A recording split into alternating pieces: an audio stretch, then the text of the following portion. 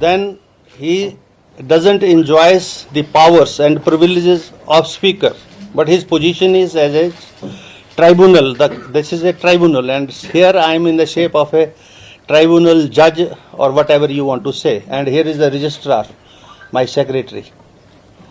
So this pronouncement is in reference to those observations made by the Honorable Supreme Court and the various high courts in the various judgments. ये जो 6 माननीय हमारे हैं जिन्होंने चुनाव तो कांग्रेस पार्टी से लड़ा और जो एंटी डिफेक्शन लॉ के जो प्रोविजंस है, जो इस पटिशन जो मेरे पास दायर हुई उसके प्रोविजन उन्होंने अपने खिलाफ अट्रैक्ट किए और उसी के ही संदर्भ में ये पटिशन यहाँ पर जो है पार्लियामेंट्री अफेयर मिनिस्टर के माध्यम से हुई। और मेरा जो ऑर्डर है ये बहुत एलैबोरेट है, एग्जॉस्टिव है और लगभग इसके 30 पेज हैं, जिसमें मैंने जो कल माननीय जो हमारे learned advocates from the supreme court, from the high court for petitioner and respondent appear हुए, उनको मैंने पूरी हियरिंग दी, एग्जॉस्टिव हियरिंग। लॉयर्स जो थे वो बार बार पेशाब करने जा रहे थे, मैं बैठा रहा और मैंने कहा I will be hearing you if you want to continue with your arguments up to 8 o'clock, 9 o'clock, 10 o'clock, 11 o'clock, 12 o'clock. She concluded the arguments at 6 o'clock. It started at 4 o'clock, and one advocate took 1 hour and 10 minutes, the other took nearly 1 hour. Exhaustively they were heard. The record was perused. There was, because Mr. Jain was time and again referring to he should be given more time. There is no need to give more time. Reason being, it is a matter of record. The petition discloses that the 6 members, when the party has issued a whip to them, they defied the whip, and whether it attracts the provisions of the anti-defection law or not, this point I have to see, and it is a matter of record. The honourable members, they were present here.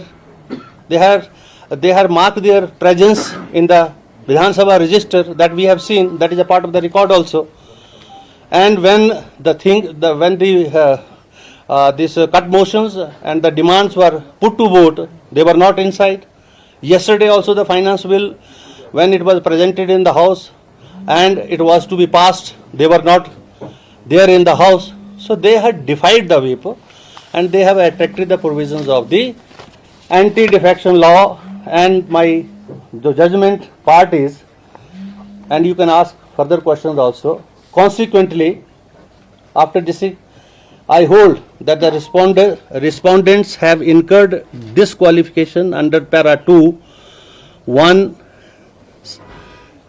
clause 1, subclause A of the 10th schedule, and therefore I hold and declare that respondent number 126 ceased to be member of Himachal Pradesh Legislative Assembly with immediate effects. This is order. They ceased to be the member of this august house, honorable house. Now, the rest of the things, if you want to know much more, then you can ask them. मैं ये कहना चाहूँगा कि मैंने उनको अयोग्य घोषित कर दिया है, अब वो इस माननीय सदन के सदस्य नहीं रहे।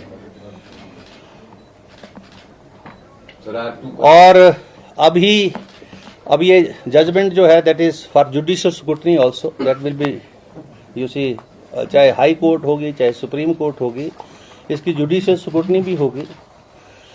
मैंने अपनी तरफ से ये प्रयास किए हैं कि दोनों पार्टियों को पूरा टाइम दिया है, और मुझे इसलिए इस ऑर्डर को जल्दी करना था क्योंकि एंटी डिफेक्शन लॉ के अंदर जो इंटेंशन है उस लॉ की, और कमीशन, जो लॉ कमीशन की जो रिपोर्ट्स हैं वो ये बोलती हैं कि आया राम गया राम की पॉलिटिक्स नहीं होनी चाहिए। अगर आप एज ए कैंडिडेट जब शपथ लेते हैं और शपथ लेने के बाद किसी पॉलिटिकल पार्टी का कैंडिडेट बनते हैं, तो आपको जो है उसी ही पार्टी और विचारधारा के साथ रहना चाहिए। इसका दूसरा पार्ट भी है जिसमें जो है जो प्रोविज़न ऑफ व्हिप नहीं है, जो राज्यसभा की वोटिंग है उसमें व्हिप नहीं है, इसलिए मैं उस पार्ट को छेड़ा नहीं।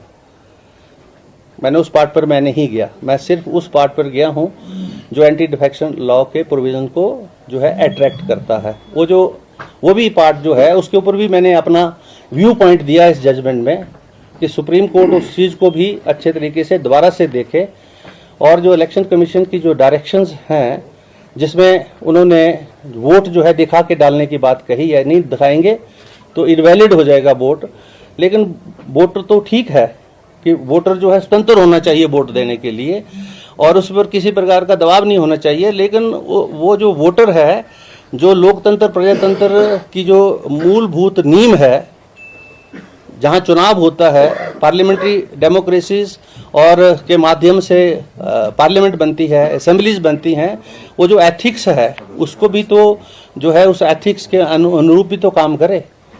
वो रिप्रेजेंटेटिव है 80,000 लोगों का, और उन 80,000 में से 40,000 वो लोग हैं जिन्होंने वोट देकर उसको बनाया, और बनाने के बाद जब वो यहाँ आता है तो वो अपनी मर्जी से वोट डालकर जो है, क्योंकि ये तो दो पॉलिटिकल आइडियोलॉजी की लड़ाई हो रही है, कांग्रेस की हो रही है, भारतीय जनता पार्टी की हो रही है। आप जिस पार्टी से हैं उस पार्टी के जो है उसकी एथिक्स को डिफाई करके आप जो है दूसरे को वोट देते हैं, this is unethical. This is what I have said in the judgement also. The supreme court में take a cognizance of that also, but I have mainly touched the other part, जो यहाँ पर जो है whip की उल्लंघना हुई, और व्हिप की उल्लंघना से उन माननीय सदस्यों ने जो है एंटी डिफेक्शन लॉ के जो प्रोविजंस है वो अट्रैक्ट किए, और उनको मैं यहाँ से बर्खास्त कर रहा हूँ इस सदन से। इनके नाम पढ़ देते हैं। ये पिटिशनर हैं श्री चैतन्य शर्मा जी। यहाँ बोलिए। इसमें मैं नाम पढ़ने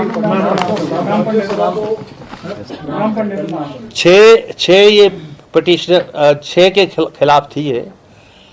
एक तो हमारे माननीय सुधीर शर्मा जी, दूसरे जो है चैतन्य शर्मा जी, देवेंद्र भुट्टो जी, राजेंद्र राणा जी, इंद्रदत्त लखनपाल जी और रवि ठाकुर, ये जो हैं ये इन सब का संबंध कांग्रेस पार्टी से है। अगर सर ये नई पार्टी फॉर्म करते हैं और 1/4 इनके साथ एडजस्ट होते हैं तो ये ऑर्डर इम्प्लीकेबल होगा उस पर? अभी तो ये ऑर्डर जो है, इस ऑर्डर के माध्यम से उनकी सदस्यता रद्द कर दी गई है। अब इस मान्य सदन के वो सदस्य नहीं रहे मेरे ऑर्डर के मुताबिक। हाई कोर्ट क्या बोलती है, सुप्रीम कोर्ट क्या बोलती है, क्योंकि मेरे इस ऑर्डर की भी जुडिशियल स्क्रूटनी है। This order is not in finality, this order is a subject of judicial scrutiny, and if the high court whatever the high court says, there is a supreme court also for that. So ये जब दोनों जगह इसके ऊपर judicially scrutinise होके आएगी तब ये ऑर्डर इन फाइनलिटी होगा। जब उन्होंने कांग्रेस के खिलाफ वोट नहीं दिया तो एंटी डिफेक्शन कैसे होगा? सिर्फ व्हिप के आधार पर एंटी डिफेक्शन? यस, होता है, वही मैंने पढ़ा है, और आप उस लॉ को देख लें। मेरा सवाल था कि क्या उनको भी सुना गया जो अफेक्टेड पार्टी जिनको उनके लॉयर्स थे, क्योंकि उनकी उनकी पर्सनल अपीयरेंस के लिए उनको इन्फॉर्म कर दिया। उनके व्हाट्सएप के ऊपर जो है क्या मान्य है व्हाट्सएप, ईमेल। हमारी विधानसभा जो है, so listen to me now Bhardwaj ji, हमारी जो मेल है व्हाट्सएप है, मैं नहीं भी मान्य हो, हम ई विधानसभा हैं, और अभी एविडेंस एक्ट जो है अमेंड हो गया पार्लियामेंट से, जिसमें 170 के करीब एमपी बाहर किए गए, और उस एविडेंस एक्ट में ये बोल दिया कि जो आपकी जो ये मीडिया के अंदर, कैमरास के अंदर जो स्टेटमेंट्स है, that is also a primary part of the evidence also. When the Supreme Court and the Union of India has amended the Evidence Act and the CRPC and the IPC, then there is no need to ask such kind of a questions. उनकी तरफ से कोई दलील दी गई?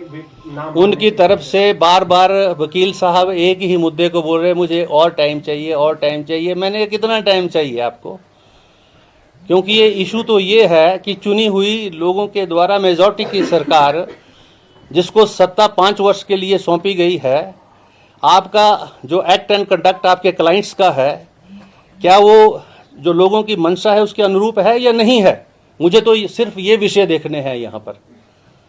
आप ये चुनी हुई सरकार लोगों की सरकार है, हिमाचल प्रदेश के लोगों की सरकार है। 5 वर्ष के लिए इसको मैंडेट मिला है। 40 लोग जो हैं कांग्रेस पार्टी से जीत के आए हैं, और अगर वो आया राम गया राम की या खरीदो फरोख्त की या करप्शन की पॉलिटिक्स करते हैं, this part I have to see as a speaker, because I have to dispense justice to everybody and to the Himachal Pradesh as a whole also, not to the BJP and not to the Congress party. आपसे ये सवाल पूछने के लिए इसका जवाब मिल सकता है क्या कि विप की सर्विस उनको कैसे हुई या कैसे, मतलब क्या व्यवस्था? उनको विप की सर्विस हुई, वो कैसे होती है जी, थोड़ा ये पता चल रहा है। उनको उनके सिग्नेचर हैं रिकॉर्ड पर, ऐसे जजमेंट के ऊपर रिकॉर्ड लगा, उन्होंने सिग्नेचर किए हैं पार्टी मीटिंग्स में, they were present in the party meetings and. Arun हमारे साथ लाइव मौजूद हैं। अरुण, स्पीकर ने अयोग्य करार दे दिए हैं 6 बागी विधायक, बहुत बड़ी खबर और बहुत बड़ा झटका इन बागी विधायकों के लिए।